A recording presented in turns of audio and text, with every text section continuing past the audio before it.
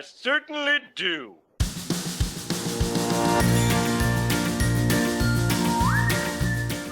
Hi there, and welcome to Baseball by Design. I'm Paul Caputo, sportslogos.net minor league baseball correspondent, broadcasting live, as always, from the Helmet Sunday Hall of Fame in my basement in Fort Collins, Colorado. We're going to be talking today about the Midland RockHounds in Midland, Texas. The Midland RockHounds are the AA affiliate of the Oakland A's. They've been around since 1972 when they were the Midland Cubs, and then they were the Midland Angels. They became the Midland RockHounds in 1999. I'll be talking to the guys from Torch Creative who created the brand that they just unveiled last year that's been very well received. And in an exclusive Baseball by Design interview, I'll be talking with McGruff the Crime Dog to see if he is actually working undercover with the Midland RockHounds. Right now, I'm very happy to be joined by the team's Assistant GM, Jeff VonHolle. Jeff, thank you so much for being here to talk about the RockHounds. Sure, looking forward to it, Paul. It should be a great conversation. I hope so. I hope so. It's why I do this. Obviously, you guys went through a rebrand fairly recently, but the nickname has been around since 1999. I mean, this nickname has had some staying power. So can you talk about what the term RockHounds means to the uninitiated? Because I'm sure it's obvious in Texas, but maybe not everywhere. And then why you guys went with it for your nickname for the team. Sure, I'd be happy to. So when we decided back in the late 90s that we were going to change our name and, our affiliation was going to change as well, we had to name the team contest, and we didn't really know, I guess, where we were going to go with that. Obviously, wanted to get a bunch of different ideas and kind of narrow it down from there. And, anytime you do a name the team contest, you get all sorts of, different names, some really good, some okay, and some not so good, just to be honest. And, certainly we got, all those different categories. And one of the ones that we got that immediately made, the top of the list was RockHounds. Mm-hmm. And it was actually submitted by our former mayor, Bobby Burns. And that's obviously not why we picked it, but, he obviously knows, the city of Midland and the Permian Basin as well as anybody, I guess, being the mayor. But yeah, he submitted RockHounds and immediately kind of captured our interest, I guess I would say, and said, okay, great. That sounds great. What's a RockHound? Found out that it's basically a, geologist who looks for oil, searches for oil. And, we've got a lot of geologists here. Obviously this is, arguably probably the oil capital of the United States, and thought it was a great idea. So we went with it. This is the only nickname that this team has had where it's not been named for its parent club. So how long have you been with the team? So I got here in 94. It's my 29th season. Okay. So, in 94, when you got there, they were the Midland Angels. Before that, they were the Midland Cubs. And you've been the A's affiliate since 1999 when you made that switch. Was there any sentiment towards keeping the team named for its parent club, or did the community really embrace having something unique for Midland? Yeah, there was no any sort of backlash or anything like that. Was keeping the parent name team alive. I think even back then in the late 90s when we made the change, everybody, I guess, kind of knew that was the minor league way of doing things. Now is to come up with your own brand, with your own identity. And I do think that the people of Midland, welcomed that and didn't put up any sort of a, fight to keep the major league name. That didn't happen. Sure. That question was a total setup. I knew that was going to be the answer. I'd have been shocked if you had said there was anyone who said, yeah, we want to be the Midland A's. So the original logo that came out, because that logo, I mean, like I said, you had a rebrand. We're going to be talking to the guys from Torch Creative in the next segment here. But the original logo that came out, was very detailed, had that sort of like Jurassic Park font where it said Midland, and then you had the very sort of like Flintstones RockHound, and then you had this character. And listen, I don't want to cast any aspersions here, but this was right in the middle of the steroid era, and the original logo looks a little bit jacked here. I gotta be honest. So, but you went with a literal cartoon dog for the logo, and you still with the rebrand have a cartoon dog. But this original one that you had, this character who while being a cartoon dog, looks a little bit like, Poochie from The Simpsons, but maybe, with the Mark McGuire steroid regimen. Yeah. So, I mean, obviously that was not the original intent and, any sort of, steroid era reference or anything like that. I think we were just kind of going back then for more of a, obviously a dog, but, just kind of a rough, tough, West Texas type, I guess I would say, image for that logo. Sure. Well, and I love, like, one of my favorite details is he's got a sundial for a watch, which Yeah. is hilarious. Why? So why does he have a sundial? Yeah. So, and you kind of mentioned a minute ago, kind of that Flintstones type look. I mean, Yeah. that was one of the things that we talked about back, in the late 90s when we were, kind of coming up with that logo is what do we want to go with? And we just kind of decided to go with, I would say kind of that stonish look, with, even the way that the RockHounds were spelled out, very, Mhm. I guess I would say again, kind of a stone look, and kind of threw that sundial, watch on him. Not to say that it, completely, totally from the Flintstones or anything like that, but again, that was mentioned when we did that, and we said, well, at the time, I guess all kind of said, yeah, that's good, let's go with that. But I do think it kind of ran its course, and for the 2022 season, which was going to come earlier than 22, but it didn't, because of all of the stuff related to COVID. Yeah, there was just so much upheaval there for a couple of years where any change at all just seemed like it would have been, unless it was already in process. There were so many teams that rebranded right before COVID. And then, of course, you had the year lost to COVID, and then you had the realignment. And so, yeah, there was just so much chaos there. So I had actually heard through, writing through for sports logos that there was a change coming.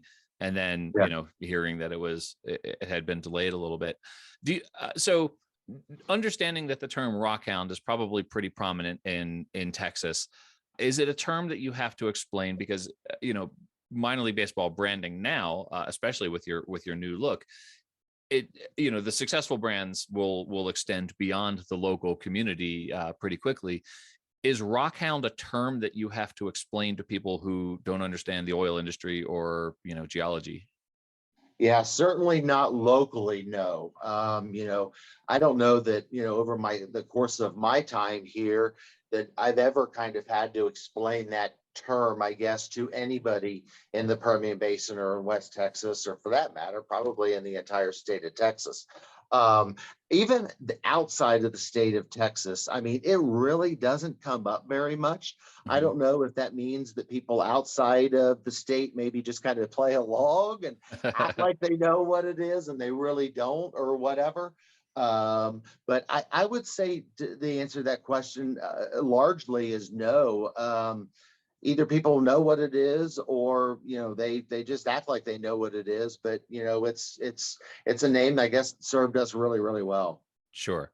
Well, and then you went through the rebrand, and that name has been serving you well, and it's been an important part of the community. And I think there was a certain amount of relief in minor league baseball when folks learned that you were going to keep the name and update the logo. What was the thinking in the choice to update the brand but keep the name? Yeah, so the discussion to possibly change the name lasted about 2 seconds. And that quickly got axed by all of us basically here in the office that, we had no interest in changing the name. We knew that we needed to do something, i.e. update the logo to kind of that modern 2020, 2022 look. That was, a no-brainer for us, but changing the name honestly was never even on the table. We knew that that's something that we did not want to do. We got, like I said a minute ago, something good going here. Everybody in town, we're really fortunate. We know that we're really fortunate in this awesome community of Midland. Not to sound, cocky or anything, but everybody in town they know who the RockHounds are. Why would we want to change that? So we didn't. Of course. Yeah. Well, so let's now the logo itself. You mentioned you wanted a more sort of updated contemporary look. I have seen a lot of these rebrands. I'm sure you have too, in all of your years working in the industry. This one was as well received sort of nationally as any that I've seen. You know, I mean, we talk a lot on this podcast about the J curve, where there's a sort of initial negative reaction and then people get used to it and then it comes back up. It felt to me like that did not happen with this logo, that this one was pretty well embraced. People saw the reason for the change, that the previous logo served you guys well, but it was probably a little bit out of date, and that this new one was much cleaner. You know, the new dog character definitely more in keeping with today's regimented standards of steroid testing here. You know, more sort of a wiry Andrew McCutcheon character rather than a Mark McGuire.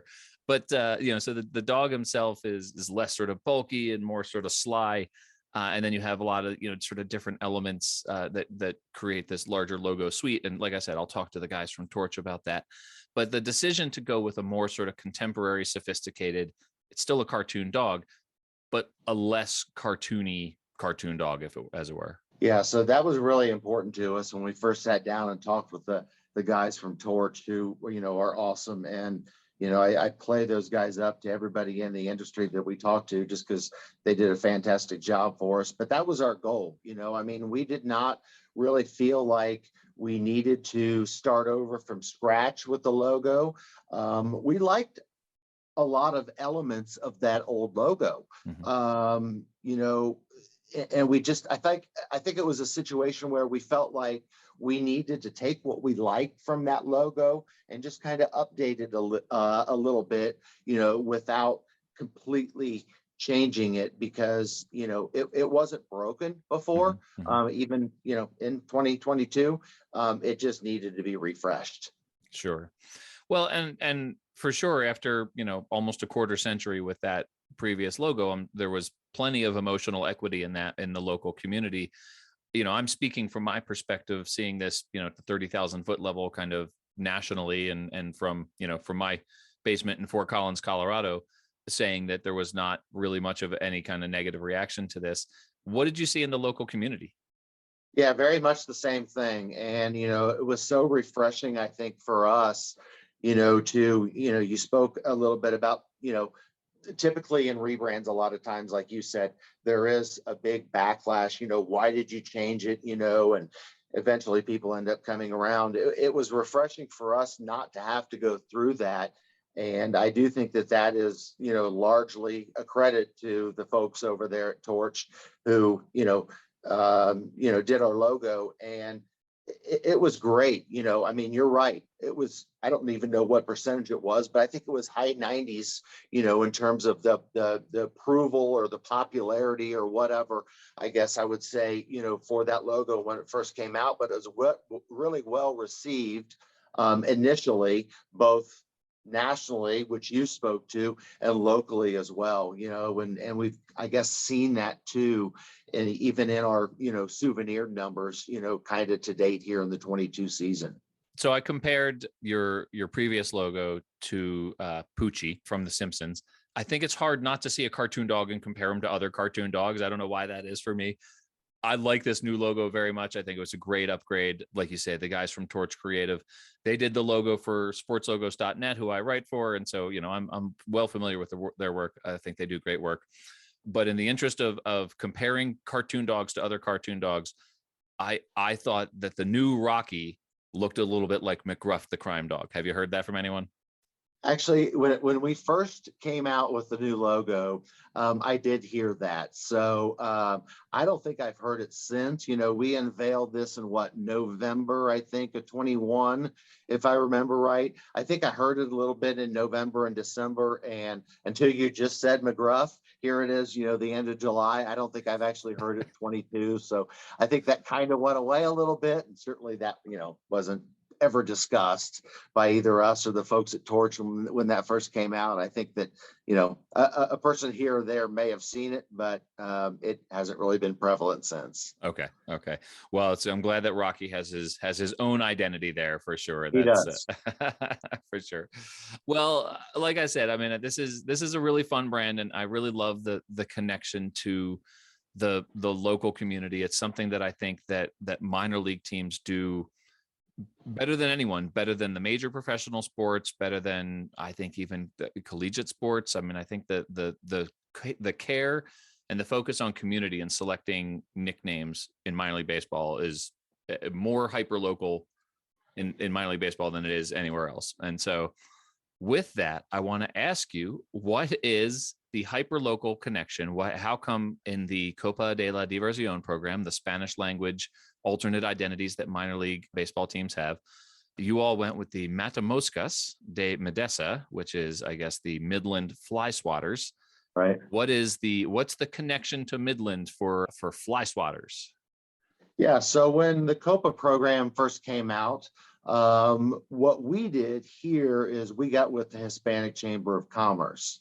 And I don't know if that's what, all of the teams did or not, but that's what we chose to do. And told them a little bit about the program and, what the different teams that were in the program have done so far. And just, ask them what they thought, and again, just like with the RockHounds and the former mayor, that was much a creation, I would say, of the Hispanic Chamber of Commerce and the folks down there. They're the ones that kind of came up with Matamoscas and everything that goes along with that, the logo. So you got to give credit to those guys. It's been a good logo for us. I think we've got another promotion with the Matamoscas coming out on Saturday. We're giving out sombreros to the first 1,000 fans that come through the gate here in Midland on Saturday night. Awesome. So credit to the Hispanic Chamber of Commerce for the city of Midland on that. That's definitely a fun one. And I like the lime green color on it for sure. I feel like I'm seeing more and more lime green in minor league baseball these days. And that's fun for me. So you all have done something that I think is very important for minor league baseball teams, not only to not have a nickname based on your parent club, but to serve ice cream in helmets with your actual team logo instead of the parent club logos. So I understand from our pre-interview conversation that you used to just serve the ice cream in the A's helmets, but as of very recently, you're now serving them in actual RockHounds helmets. Yeah, so forever we've had here in Midland our RockHounds logo helmets that we served the ice cream in. There was a little bit of a shipping delay. Everything's different in 2022 now because of all the COVID stuff, and just it's one of those things. It is what it is. I don't lose any sleep anymore over things that we can't, handle, that we don't have any influence over. So we did recently get in 2 or 3 weeks ago our new logo RockHounds helmets that we serve ice cream in, and people love the logo. They love eating ice cream out of those helmets, and now they're eating ice cream out of the new logo helmet. So we're really excited about that as well. I can't tell you how important that is to me. You can't see it behind me, but I've got a shelf with about 400 ice cream helmets from different teams behind me here. So it's, do you have one of ours? You obviously don't. I don't have a RockHounds one yet. So you need one. So I do. I'm gonna get you a couple of those. Holy smokes. I can't wait to add the RockHounds, because this is such a great logo to have it on an ice cream helmet now. I was just, as we were talking, I'm like, I don't think I have a RockHounds helmet, and it's because you guys didn't have them. So I'm so thrilled that you have them now, Jeff. I'm going to take care of that. Holy smokes. This is amazing. Thank you, Jeff. I appreciate that. Jeff, this has been so much fun. I love this brand, and it's been great to learn about it. And it's a great new brand. Can't wait to talk to Torch Creative about it next. Where can people find you on social media? So my personal Twitter handle is at VonHolle Jeff. VonHolle Jeff. Okay. Yeah, and I'll put that. Jeff. Jeff, thank you so much. And I'll look forward to adding that RockHounds helmet in a prominent spot in the collection there. Perfect, Paul. Thank you so much. I always enjoy talking to you and everything that you do for minor league baseball in general, and for, the RockHounds here in Midland more specifically. I'll appreciate it.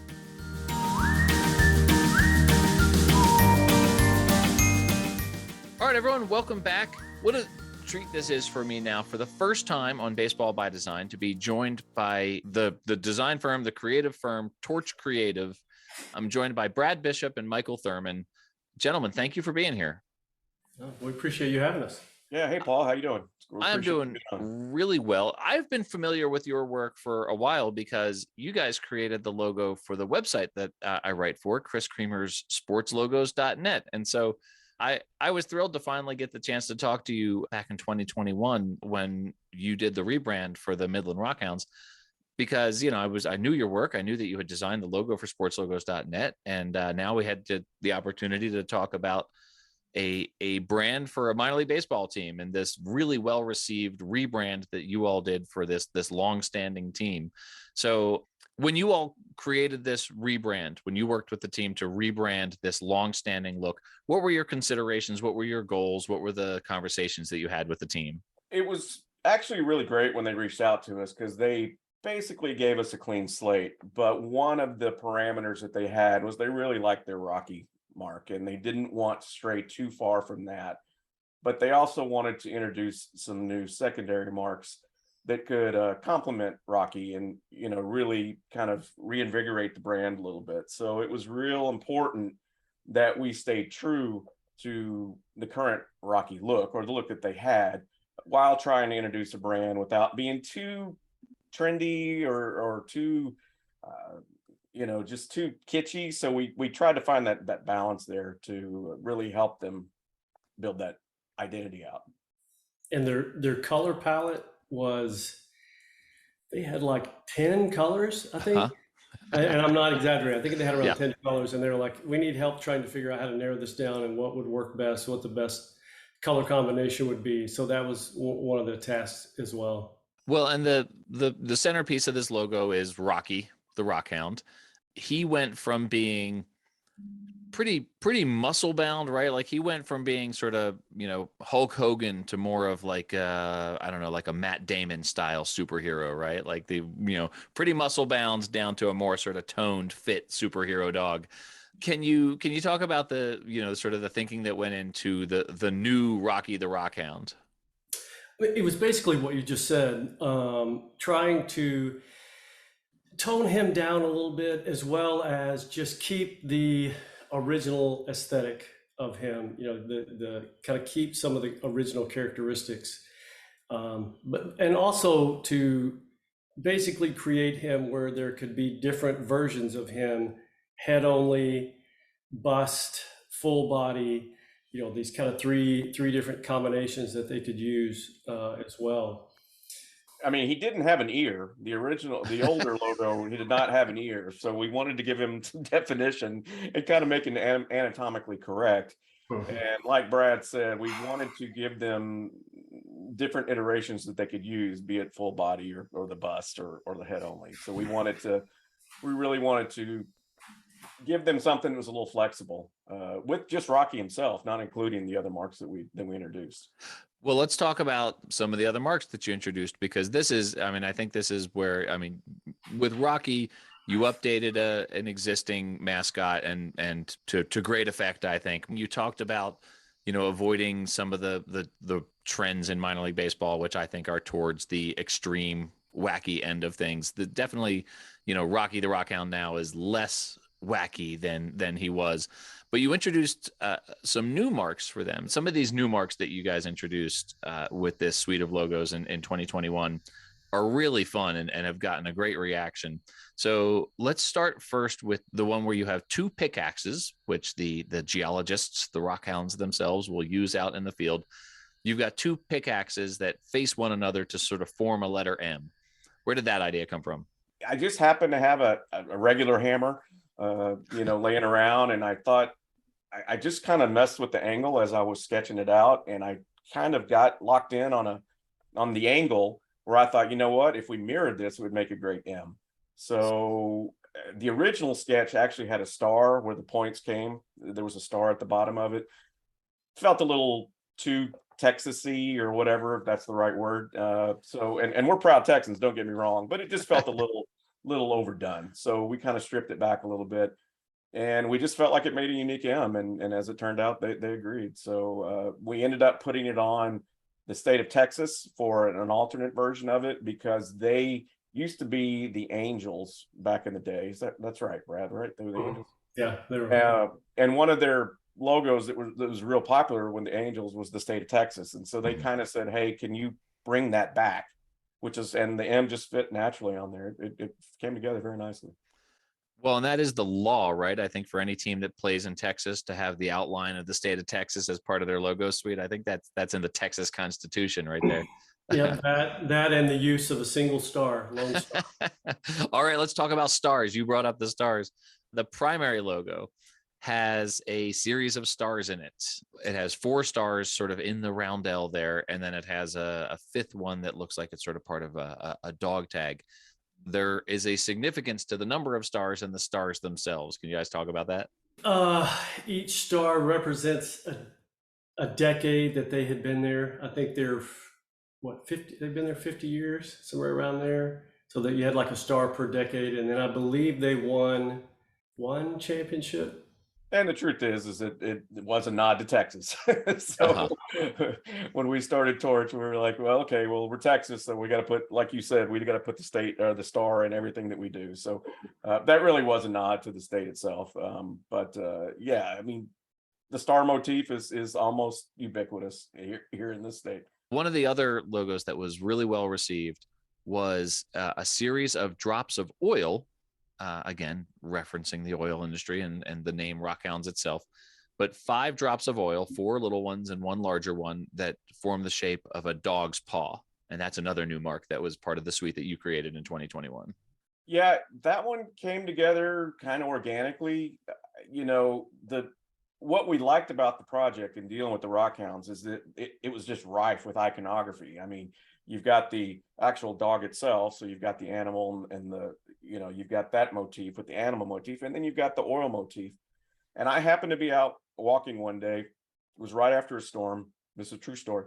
I was walking on my street, and there happened to be a mud puddle, and I happened to see a dog print in the mud, and I snapped a picture of it. I thought, okay, well, that's a cool look. And obviously the paw print is everywhere. People do paw prints from Clemson to, all the different, teams all over the country. So we knew that the paw print had some legs, so to speak, but we wanted to make it unique, and we wanted to make it 100% proprietary to the RockHound. So we just felt like the oil and the paw print came together again really nicely. It just happened to be a very natural fit. Yeah, that one really jumped out at me in particular. I really liked that one. Sort of you're like, oh, paw print, and like, oh, those are oil drips making the paw print there too. The original logo, when they changed, to the name RockHounds, they went with, very like the Midland is written in this script that almost looks like it's sort of from Jurassic Park. They have this like Flintstone style, chiseled rock for RockHounds. You guys went with a much more sort of elegant, sophisticated, very lightly serifed Midland RockHounds type. What was your thinking in creating the much more sort of scaled back typographic treatment? The font and stuff that they had originally was just way too busy. I don't know if they had a lot of problems, when it came to embroidery and things like that, but they were very much looking for something much cleaner. And we did kind of a few different things. We actually tried some new script options, but ultimately they really liked the cleanliness of this font we created. Well, and it speaks to the larger aesthetic that I think that you guys created, which was to go from this very cartoony look that they had right down to the type to a much cleaner, much more professional looking logo. And we sort of we alluded to that at the beginning of the episode.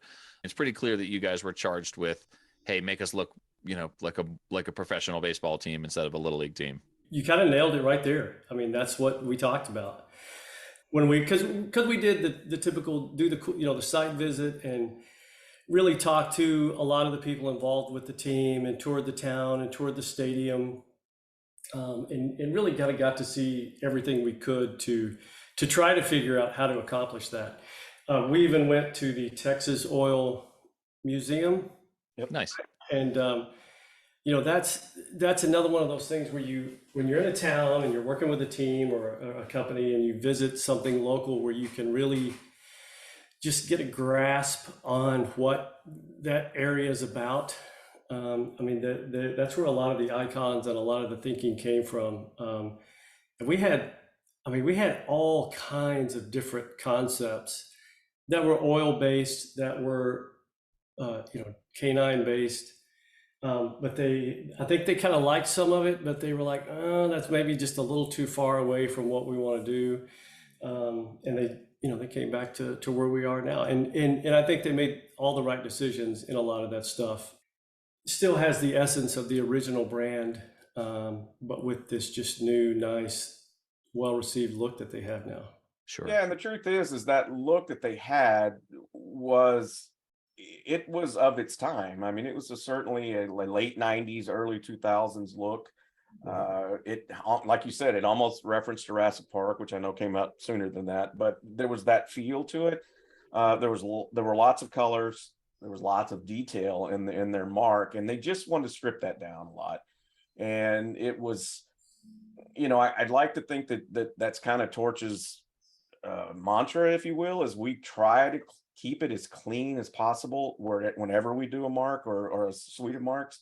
And we just felt like stripping away some of that detail just kind of helped. I mean, we'd mentioned the colors earlier. That was just part of it, and again, the detail. They had oil derricks in the old logo. They were really small, and they had actual little oil drops shooting out of the right. Yes, I mean, so there was a ton of detail, and I do know that caused them some problems on the embroidery side. So we just want to strip that down.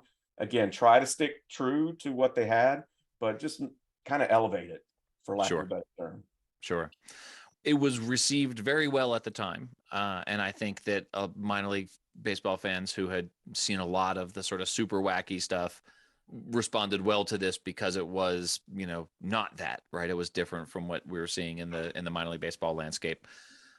In the, what's it been, 8, 9, 10 months since then, what have you experienced in terms of the reaction to it? How has the response been to the new brand that you created? Well, I know just strictly from a fandom standpoint, it's been very well received.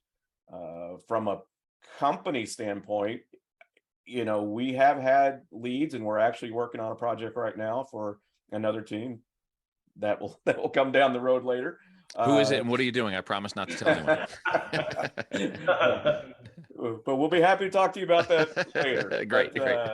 No, it's been, it's been really well received for us, and we're happy that it's brought us more business, because we really like minor league baseball, and we feel like there's enough space in the minor league arena that we can all get a little piece of the pie, if you so to speak, just so we can bring in hopefully our aesthetic that kind of counters the trendy stuff.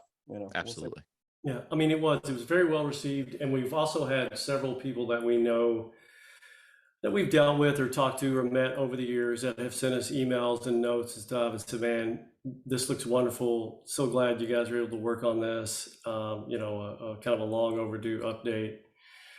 So that's been very, very positive, and tons of positive response on our social media outlets. Yeah.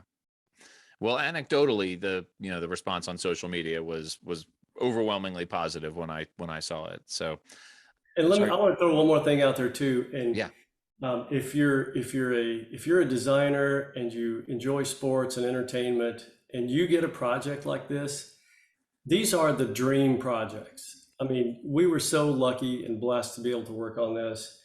And this is one of those where we didn't care how many hours we had into it. We didn't care, you bounce out of bed in the morning and you sit down to work on this, because it was a dream project, and it was so much fun, and we were just thrilled with the way it turned out.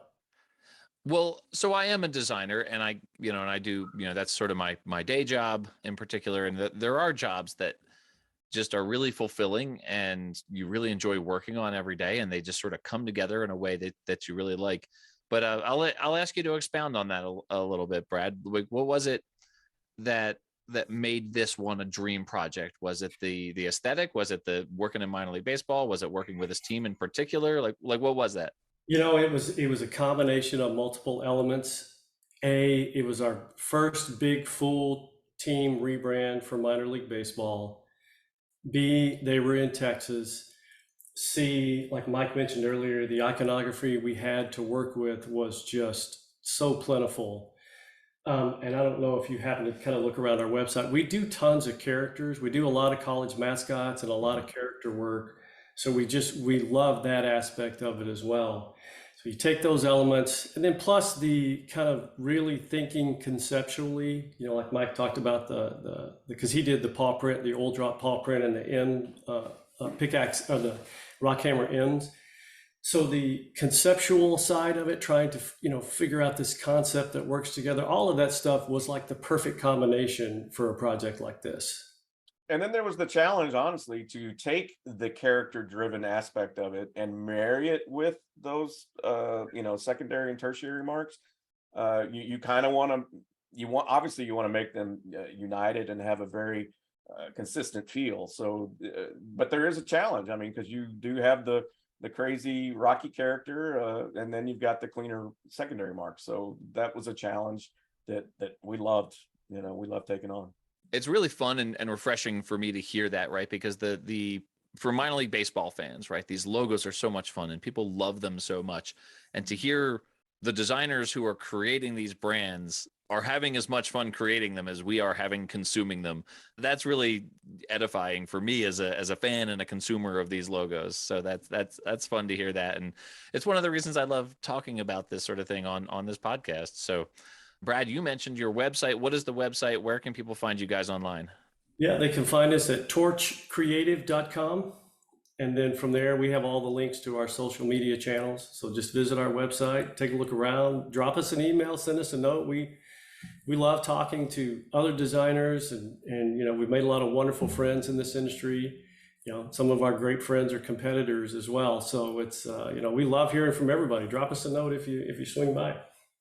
Well, I'll definitely do that. I'd love to come catch a game with you guys in Texas there. So I need to build up my Texas bona fides. I've only been to a Texas Rangers game, so I don't have any minor league baseball in Texas, and that's my only major league there. So, well, and the good thing now is they have air conditioning at the Rangers. I do remember my ice cream helmet at the Rangers game melting at like 10 o'clock at night. It was 10 o'clock at night. It was still like 98 degrees. So, yeah. Guys, this has been great. Thank you so much. Look forward to talking to you again about more of your projects. Thank you, Paul. We really appreciate your time. Absolutely. We appreciate it.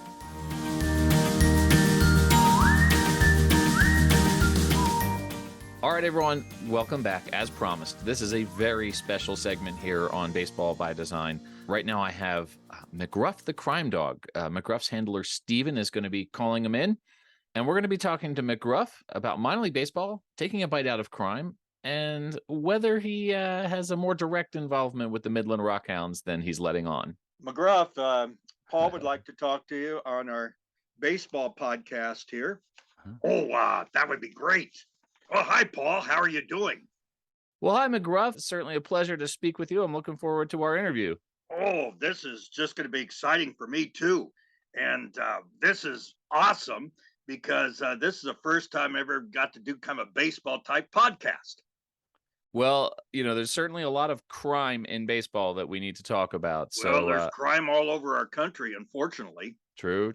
And well, we'll see how we can take a bite out of crime in baseball. Well, thank you.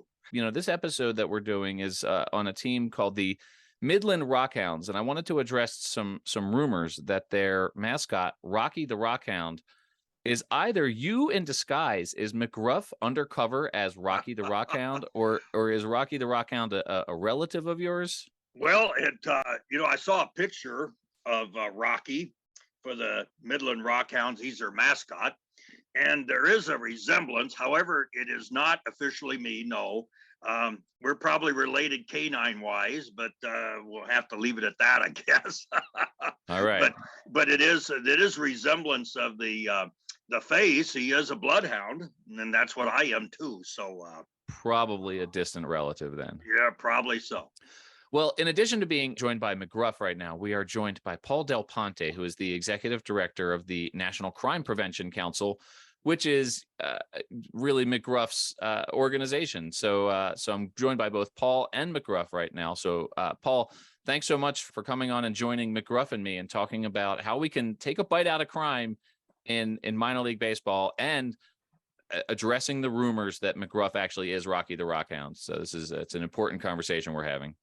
Well, thank you for having me on, Paul. Look forward to it because crime is everywhere. We got to take a bite out of it, and it doesn't taste very good. Well, so I do want to address specifically with McGruff here, crime and baseball. What do you think with your work with the National Crime Prevention Council?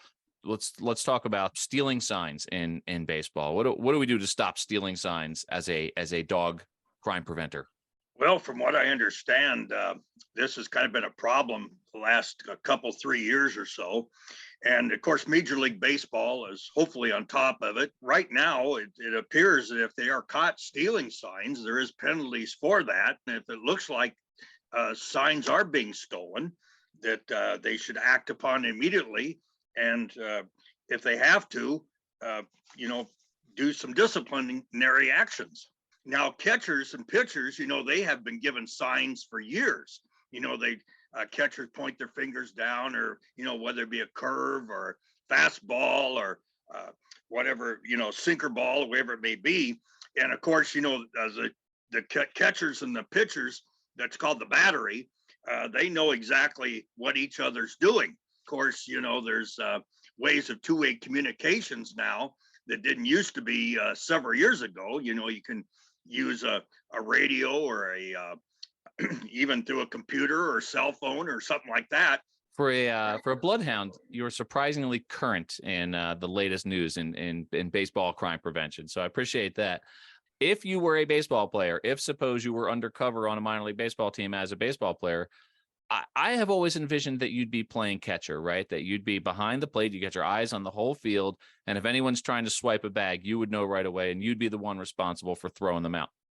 What do you think? If you were on a baseball team, ostensibly, we're not going to say you actually are undercover as Rocky the RockHound, but supposing you were, what position do you think you would play? Well, I would say the person that could really probably see this would be the individual behind the plate, behind the catcher, called the umpire. They're kind of the officials of the game, and they regulate the rules and things like that. Okay. All right. I like it. Paul, can you talk about, with the National Crime Prevention Council, what is the role that sports play in your organization and the things that you're doing for maybe working with youth or communities at large? Sure. Sports has always played a big role in the organization because our approach is everybody can help take a bite out of crime. You want to motivate people. That's the issue. People, always tend to think, well, it's the police's problem to worry about. It's somebody else's problem to worry about. But our whole point is about taking ownership. And athletes play a tremendous influencing role in what others think and what they do. So we have constantly worked with professional athletes, minor league athletes, amateur athletes, all kinds of athletes to join and help send the message to their fans, people who look up to them, to say, hey, I can help, you can help too. This weekend, we were down in Daytona. We had a NASCAR driver sporting McGruff in our program, Go For Real, on what is undoubtedly the best looking car in NASCAR on the circuit right now. That's for sure, I'll tell you. But and then over the years, we've done other things. I don't know if I'll hold these up. Collectible baseball cards with McGruff and important crime prevention messages on them. So athletes continue to play a role in taking a bite out of crime, and it helps motivate others to do so. All right. Well, I'll ask you one other question about the actual the campaign, the MacGruff the Crime Dog campaign. It was launched in 1980. There was essentially a name the campaign contest, like a public contest, which is something that minor league baseball teams do all the time. They're always having contests to choose a logo or choose a team name. McGruff has been around since 1980. The artwork has remained largely unchanged, if I have that right. Has there ever been talk of like a Poochie from the Simpsons style rebrand here? Has there ever been talk about changing the actual look of McGruff, or is McGruff just who McGruff is and that's never going to change?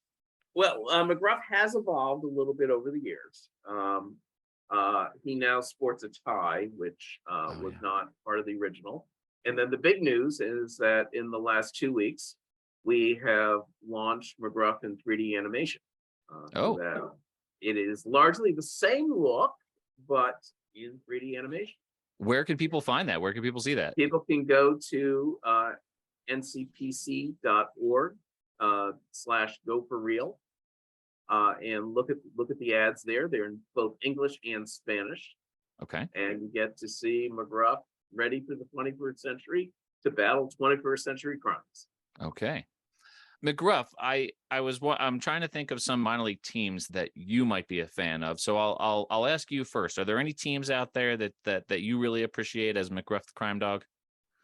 Well, over the years, we have appeared at some minor league stadiums. I remember one time I was in Burlington, Iowa, and they had Bob Feller, the Hall of Famer, played for the Cleveland Indians and for his career, and he is a Hall of Fame. He's passed away now, but they were asking various mascots to come in the Midwest League to be with Bob Feller, and actually we got to hit a ball off Bob Feller. That was really neat, and we visited some other teams throughout the area.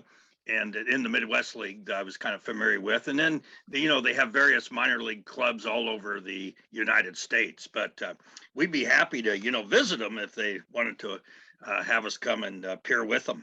Getting back to the minor league teams that I thought you might be a fan of, we have on one hand, you've got the Joliet Slammers over here. Then that's, very much a sort of law enforcement themed team. Of course, they have J.L. Bird, who was the actual prisoner himself.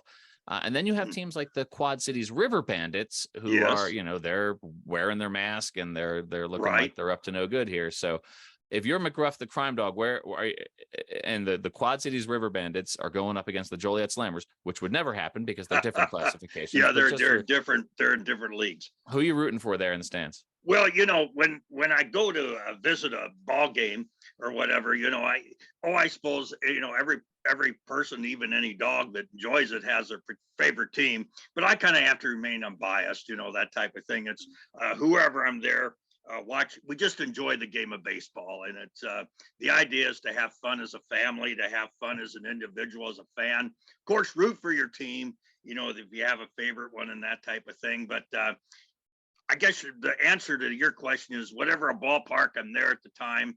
It's just fun to be part of baseball. I have to say, this is my first time having a dog on the podcast, but I know that you've made some other appearances in popular media. The one that stands out in my mind, I remember that you were on an episode of the Family Guy. But where else have you appeared, McGruff, out there in the world of popular culture? Well, we've been on several podcasts, over the last few months, but the Family Guy wasn't the only television show we've ever really appeared on. There was a program back in the 1980s called Webster, and we actually were on that program too. And what it was basically is there was a police officer, I believe from Los Angeles, who was a McGruff portrayer, and they actually had McGruff come to the school that Webster was going to. I believe there was some bullying or something like that, going on. And McGruff, we were talking about that. And so let's see, just a few years ago, there was a Geico commercial that had us on there too. And it kind of made a comeback after several years. All right. Well, and we've asked you point blank, and you're denying being Rocky the RockHound undercover. But I know that there have been many, many bat dogs in minor league baseball. There's been a ton of dogs in minor league baseball whose job it is to run balls out to the umpire. They collect the bats after players have used them. I'll ask you this question. I think I know what your answer is going to be, but I'll ask you: are any of those working with you, or any of those supplying information through the pipeline? Well, no, I've never had the opportunity of working per se. I've heard, kind of like a service dog. They actually will take a baseball or a bat or pick up a glove or take out something to the officials or to one of the players or something like that. I've heard of that happening. However, I don't know any of them personally, but I think it's great when all teams can have a mascot, and if there's a dog involved, that's a lot of fun too. All right. Well, Paul, I wanted to ask you too before we get out of here, if you would just tell us how people can find the National Crime Prevention Council and just a little bit about the work that you're doing out there in communities across the country. Great. Well, we have a number of active programs. We are continue to be available and to help people around issues like cyberbullying and a host of other things. We have two major programs that we are involved in right now. One of them we talked a little bit about is Go for Real. That is to encourage people to buy real as opposed to fake counterfeit products, because that whole issue affects and is building a $1 trillion criminal enterprise around the globe that ranges from everything from fake sporting goods equipment, bats that can shatter on you and things like that, which is dangerous in and of themselves, all the way up to the sale of fake pills that are laced with fentanyl and that are killing teens at an alarming rate. We have a program involving preventing violent crime, which is all about communities working together with the police to stop violent crime before it happens. Folks can find out about those and a whole lot more at our website. And then the other exciting thing we've been very busy on this past year is getting McGruff on all the social media platforms. So I urge you to give yourself a treat and look at McGruff do some dancing on TikTok. McGruff is on TikTok. McGruff the Crime Dog beat me to TikTok, so that's we had a lot of fun doing those. I have no doubt that was fun. Do you have any appearances coming up at ballparks or other sports events soon? Well, we had been at the Nationals back in June, and they had it was a lot of fun. It was called a president's race. They had the various mascots there, and yours truly was kind of directing them Nice. during the race, that type of thing. But right now, it's like I say, with the local markets and things, they just need to contact their local law enforcement agencies or whatever if they would like to have a McGruff appearance, and we can see what we can do. Paul and McGruff, I really appreciate you guys joining me. This has been a lot of fun. I also want to thank your friends Steven and Tatiana, who did a ton of work to help set this up. This has been great fun. Paul, right now, as you're setting up these social media outlets, we'll just, I think, direct folks to your website. What's the website for the National Crime Prevention Council? Our website is ncpc.org. Fantastic. Thank you all so much. I appreciate it and look forward to seeing McGruff take a bite out of crime. Yeah, Thank you, McGruff. all crime really needs, Paul, is a chance here. So don't give it a chance. And you can help your old pal McGruff take a bite out of crime. Ow. What a moment. Fantastic. Thank you for that, McGruff. I really appreciate it. This has been great fun. Thank you, guys. I appreciate it. Thank you, Paul. Have a great day.